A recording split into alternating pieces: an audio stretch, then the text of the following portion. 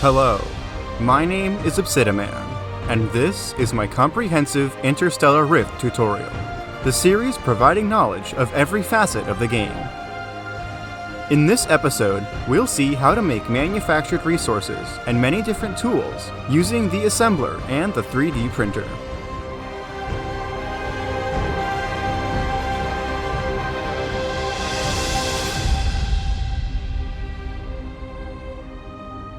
As mentioned in a previous video, the assembler device works very similarly to the refinery. To use it, first insert the materials for the recipe you want to make into the slot on the left. On the console in the center of the device, the leftmost screen will show the materials in the input buffer. Just like with the refinery, you can left-click a material to see what recipes it is used in, and press the eject button to take it out of the device. The central screen shows all the resources that can currently be crafted. You can set how much you'd like to create, or set it to the maximum possible. Then press Process to create the resource. The right screen will show the progress for each batch of resources, as well as how much is currently in the output buffer. When the output buffer reaches a full crate's worth of that resource, it will dispense the crate in the output slot on the right of the machine. The assembler's output slot can only hold one crate, plus an additional crate in the output buffer, totaling 2 crates that can be outputted before the device backs up and needs to be cleared. Let's look at some of the basic resources that can be made in the assembler. Beacons are crate-sized devices that can be deployed and broadcast a message to everyone in the star system. Drone construction parts are required to make small drones in the assembler. Defense drones are static, deployable turrets that will fire upon enemies in range of their location. Empty defense drones can also be reloaded in the assembler. Repair drones are small, deployable devices which can repair nearby ships' hull and armor. The assembler is also used to create ammunition for weapons, as well as nanobots for use in the armor generator. To see the recipes for all ammunition and nanobot types, as well as additional information about them, watch the combat tutorial video. Beacons and both types of small drones can be deployed into space by ejecting them with a disposal unit. Once deployed, a beacon can be configured to send out any message you want. To do this, access a ship terminal and open the Sensors menu. This will bring up a list of the different types of objects in space near your ship.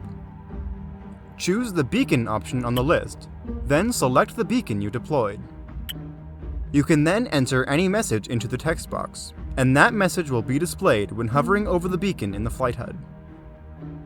To use the repair drones, again deploy them with the disposer. Then access the sensor screen to bring up the repair drone control screen.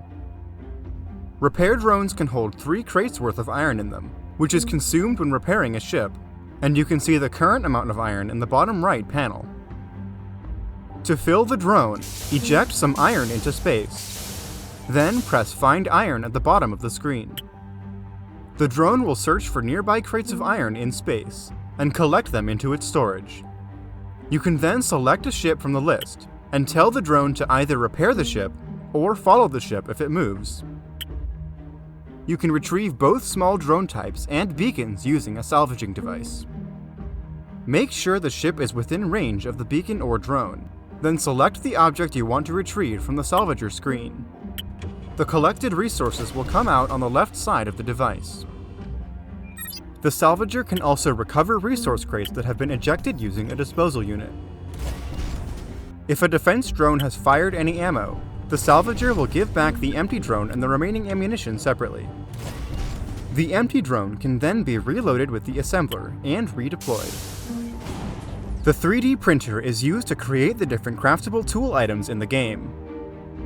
To insert materials into the printer, press E while looking at any part of the device. It can hold 4 different materials at a time, 1 in each input canister.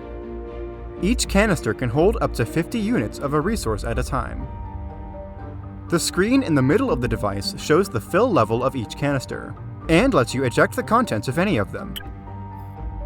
On the left screen is a list of every tool that can be crafted in the printer, along with the resource cost for each of them.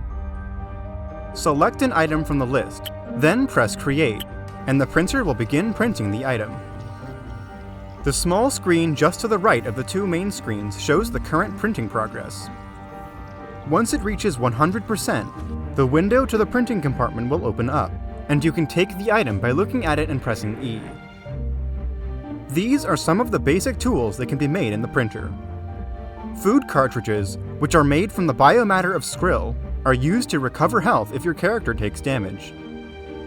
The different tiers of heat sinks are required by several devices, like automatic cargo transfer relays and nuclear reactors, to help them manage their temperature. The advanced heat sinks require fluorite to create, acquisition of which will be covered in a future video. The repair tool and its ammunition are used to repair damaged devices, as seen in previous episodes.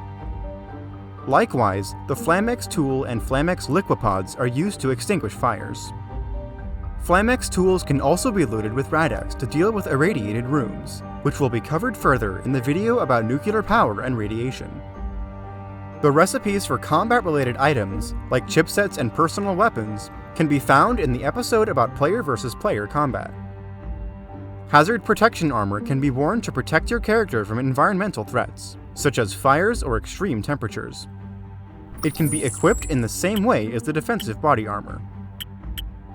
You can also print 4 tiers of portable power batteries, which can store varying amounts of power depending on their tier. To use portable batteries, insert them into a portable battery charger, which can hold up to 8 portable batteries at once. They will charge up and discharge as power is generated or needed by the ship, just like any other battery. You can adjust the amount of power flowing in and out of the batteries in a charging station using the sliders on the screen. Charged batteries can be placed in charging stations and used as power sources for ships with low power. To review the recipe for any resources or tools, press Tab to open your grip and open the grip's Encyclopedia. You can search for any tool or resource to see how to make it, including the device used to craft it. You can also search for a production device, for example an assembler, and see all the different items which can be crafted in that device. That covers everything for this episode of the series. The next episode will be about automation, looking at how to automate a ship's devices, and how to use actors to move resources within a ship. If there are any topics you'd like to see covered in a future video, leave your suggestion in a comment below. Thanks for watching, and don't forget to subscribe to catch the rest of the series.